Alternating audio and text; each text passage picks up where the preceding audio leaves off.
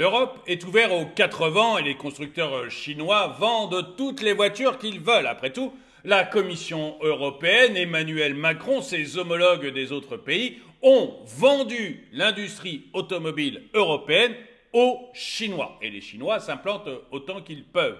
Mais est-ce qu'il en va de même en Chine? Est-ce que les constructeurs automobiles européens arrivent à vendre en Chine? Eh bien non. Vous allez voir même que petit à petit, ils sont en train de se faire expulser du pays. Bonjour et bienvenue dans cette nouvelle vidéo de DME en direct. Comme toujours, si vous n'êtes pas abonné, je vous suggère de le faire et de cliquer sur la cloche pour être prévenu lorsque je sors une nouvelle vidéo. Et j'aimerais remercier Fadi qui m'a envoyé l'article qui m'a permis de faire cette vidéo. Mais on va parler donc de la Chine et de la façon dont ça se passe pour les constructeurs automobiles européens en Chine. Et vous allez voir que c'est plus que compliqué. Vous allez voir que le marché se ferme de plus en plus et qu'alors que l'Europe, elle, s'ouvre de plus en plus aux voitures chinoises, pour nos constructeurs en Chine, ça devient de plus en plus compliqué. La scène automobile chinoise révèle une tendance préoccupante pour les marques européennes et japonaises, marquant une déroute impressionnante au cours des dernières années. Cette situation, loin d'être anodine, illustre un défi majeur pour les constructeurs non chinois qui peinent à maintenir leur présence sur ce marché stratégique.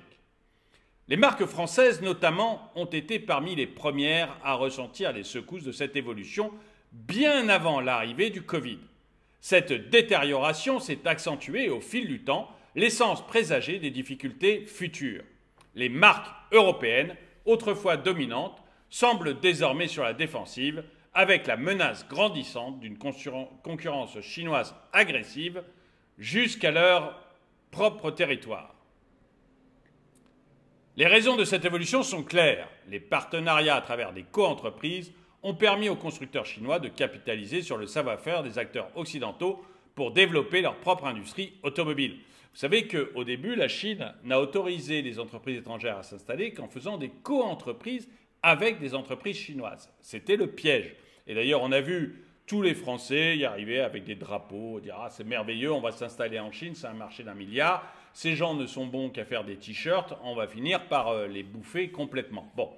Et toutes les entreprises françaises reviennent maintenant la queue entre les jambes, Danone le premier. Ils reviennent tous la queue entre les jambes en disant « Non, mais en fait, le marché chinois, il est totalement fermé et tout ce qu'on a fait, c'est donner notre technologie aux Chinois. » Parce que par ce biais de co-entreprise, on a petit à petit donné notre technologie aux Chinois. Moi, je me rappelle encore, je ne sais pas si vous en rappelez, mais je me rappelle encore les présidents de l'époque, présidents de pays de l'époque, ou les présidents d'entreprises de l'époque, qui disaient non, mais vous en faites pas, c'est de la technologie, c'est de la vieille technologie, on va garder notre avance et on va réussir à les bouffer. Moi, je me souviens de ça. Il me semble que c'était Airbus. Airbus disait, voilà, on va en Chine, on est obligé de créer une co-entreprise, mais les avions qu'on leur envoie, en fait, c'est des vieux avions. Donc, c'est de la vieille technologie, on s'en fout, on va réussir. Et aujourd'hui, vous avez donc Air France, Airbus. Je ne sais pas si j'ai dit Air France, c'est faux. Non, Airbus. Et aujourd'hui, vous avez en fait Airbus, qui est le leader mondial, puisque Boeing est en train de s'effondrer, mais vous avez une entreprise chinoise qui est en train de monter à toute vitesse et qui va s'installer au moins dans le trio Airbus, Boeing et cette entreprise-là, et qui va probablement dépasser Boeing vu ce qui arrive actuellement à Boeing. Donc les Chinois, après, vont tout simplement bouffer Airbus, parce qu'une fois qu'ils ont récupéré toute cette vieille technologie, ils avancent et ils vont réussir à bouffer la nouvelle. Quand Macron, là, récemment, a vendu, il me semble que c'est à l'Inde, des avions de très haute technologie, mais qu'il a vendu en même temps la technologie, qu'est-ce que va faire l'Inde? Ils vont dire merci, on a acheté les avions, c'est gentil, maintenant on va créer notre constructeur d'avions de combat. C'est des avions de combat, oui, je n'ai pas dit. Mais on va créer notre constructeur d'avions de combat. Il va gagner 50 ans de technologie en copiant votre avion. Et puis la nouveauté, on n'est pas plus bête que vous, on va la trouver aussi. Mais si on a déjà récupéré 50 ans de retard, le deal est bon. C'est ce qui s'est passé avec Airbus, c'est ce qui s'est passé avec les bagnoles. Les Chinois ont récupéré, peut-être pas 50 ans, ils ont récupéré 30 ans de retard. Et maintenant, ils sont tranquillement en train de faire des voitures. Et les voitures chinoises que vous voyez en Europe, j'en ai parlé dans plusieurs vidéos. Mais les voitures chinoises que vous voyez en Europe, elles ont largement la technologie et les finitions européennes. C'est-à-dire qu'elles sont de très bon niveau. Elles sont beaucoup moins chères que les voitures européennes et elles sont de qualité tout à fait comparable. Leur défaut aujourd'hui, c'est les pièces de rechange, des choses comme ça qu'on n'arrive pas à avoir. Et du coup, si votre voiture a un POC, elle est foutue, vous n'avez plus qu'à l'acheter. Mais au niveau qualité et finition, etc., c'est les critères européens. Et du coup, elles rentrent comme dans du beurre en Europe. Et en Chine, vous allez voir qu'elles sont en train de virer des marques européennes. Et ces co-entreprises, en fait, les patrons qui sont rentrés dans ces idées-là étaient vraiment des patrons à courte vue. Et ils se sont fait tous bananés. Digression un peu longue, mais qui explique bien les choses.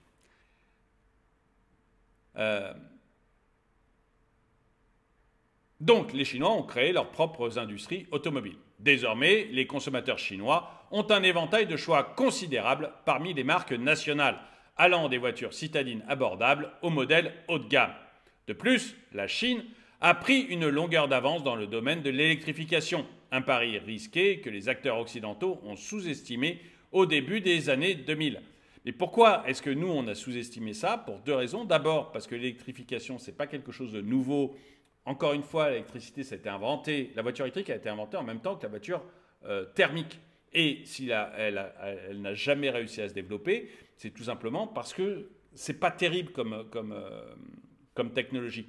C'est pas terrible, les voitures sont extrêmement lourdes, il y a des autonomies réduites, enfin voilà, c'est pas top comme technologie. C'est beaucoup moins bon au niveau technologique que la voiture thermique. Et donc, la première raison, c'est que donc, la voiture thermique était bien meilleure et permettait beaucoup plus d'autonomie, était meilleure dans tous les domaines. Donc voilà, il n'y avait pas photo. Donc c'est pour ça qu'on a accroché là-dessus. Et la deuxième raison, c'est que les États européens ont poussé sur le diesel. Ils ont poussé à mort sur le diesel en subventionnant souvent la vente du diesel. Donc ces deux choses ont fait que les entreprises européennes ne se sont pas intéressées à l'électrique. Et à la limite, on s'en foutrait aujourd'hui. On n'en aurait rien à faire parce que si on continuait à bosser sur le thermique, si on continuait à avoir des constructeurs qui bossent sur le thermique et à vendre du thermique en Europe, tout irait bien. Ce qui a tout bouleversé, c'est encore une fois les États qui sont dirigés par des imbéciles, voilà, regardez, j'ai fait un article, je crois que c'est hier, sur Jean-Dominique Senna, donc le patron de Renault, le président de Renault, qui dit, mais en fait, quand les États ont voté ces lois pour interdire le thermique à partir de 2035, ils n'ont fait aucune étude d'impact, ils n'ont rien vérifié du tout, ils sont partis juste avec leur badge « Je pense bien ». Et la seule chose qui comptait pour eux, c'était le badge « Je pense bien ». Mais ils n'ont réfléchi à rien, c'est ce qu'il dit. Hein. Devant la commission d'enquête du Sénat, il dit ça. On n'est absolument pas prêt, on n'aura jamais assez d'électricité. Si la Chine possède 70% des terres rares, donc nous, si jamais on se fâche avec la Chine, on n'aura plus de batterie. Bref, c'est une catastrophe à tous les niveaux. Les Chinois ont des années d'avance sur la construction électrique parce que nous, on n'était pas du tout sur ce genre de modèle. Bref, les États et la Commission ont fait n'importe quoi. Et aujourd'hui, s'ils n'avaient pas fait ces bêtises, on s'en foutrait que la Chine marche à l'électrique et nous, on marcherait au thermique. Les voitures chinoises ne se vendraient pas en Europe, les voitures européennes se vendraient peut-être moins en Chine, mais elles continueraient à se vendre. On s'en foutrait, en fait.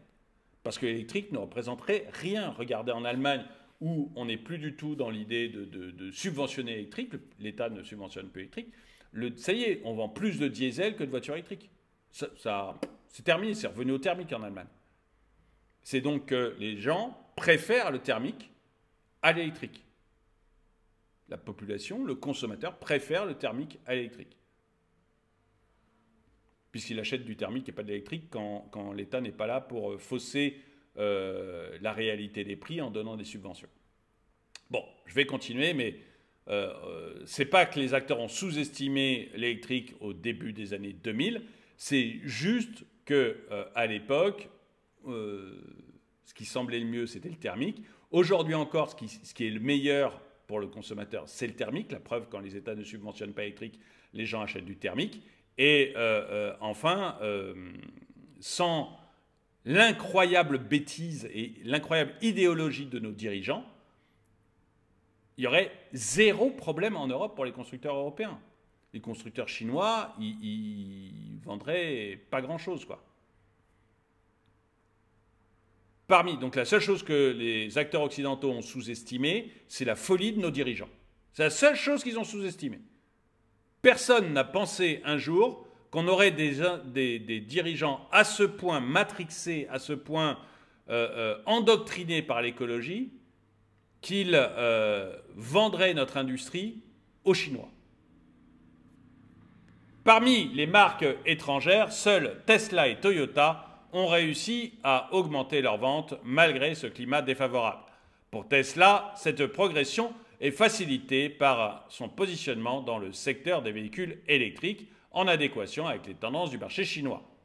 Quant à Toyota, bien que tardivement dans le secteur électrique, elle parvient néanmoins à tirer son épingle du jeu malgré les réticences traditionnelles des consommateurs chinois envers les marques japonaises.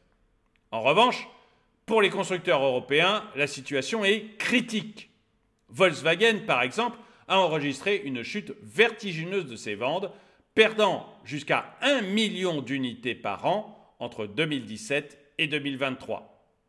Cette tendance se confirme également pour d'autres acteurs tels que General Motors, Hyundai et Kia. Certains, comme Suzuki et Mitsubishi, ont déjà quitté le marché chinois. Vous en avez carrément qui sortent maintenant du marché chinois. Tandis que d'autres, comme Stellantis et Mazda, pourraient emprunter le même chemin. Vous voyez, quand je disais dans mon titre que les voitures françaises se faisaient expulser de Chine, Stellantis, voilà, donc Peugeot, Citroën, est sur le point de quitter la Chine, quoi. L'avenir semble sombre pour les constructeurs non chinois, alors que la part de marché des locales continue de croître de manière constante. Cette évolution, passant de 40% en 2015 à 57% en 2023, reflète une compétitivité accrue des constructeurs chinois sur le marché domestique. Cette montée en puissance laisse entrevoir des défis majeurs pour les acteurs étrangers cherchant à maintenir leur position dans un environnement de plus en plus hostile. En conclusion, la débâcle des marques européennes et japonaises en Chine met en lumière les profondes transformations en cours dans l'industrie automobile mondiale. Les enseignes tirées par cette situation soulignent l'importance cruciale de l'adaptation stratégique face à des marchés en mutation rapide, tout en mettant en lumière les défis que représentent les partenariats internationaux et l'évolution des préférences des consommateurs. J'aimerais savoir ce que vous en pensez. Déjà, est-ce que vous êtes d'accord avec moi pour dire que faire des co-entreprises avec la Chine ou pour vendre des technologies à la Chine ou à l'Inde, c'est une folie. C'est une folie pure et on se fait bouffer à chaque fois. Est-ce que vous êtes d'accord avec moi pour dire que cette idée de l'électrification, on voit que non seulement la Chine s'implante de plus en plus en Europe, mais qu'à côté de ça, les entreprises européennes se font de plus en plus chasser de Chine. Donc cette idée folle de nos gouvernants de passer au tout électrique en 2035, ça nous amène directement vers la faillite et vers la chute de notre industrie automobile. Est-ce que vous êtes d'accord avec moi sur ces thèmes ou est-ce que vous pensez que non, que c'est juste le cours normal des affaires et que pour la planète, on est obligé de passer à l'électrique et que l'électrique...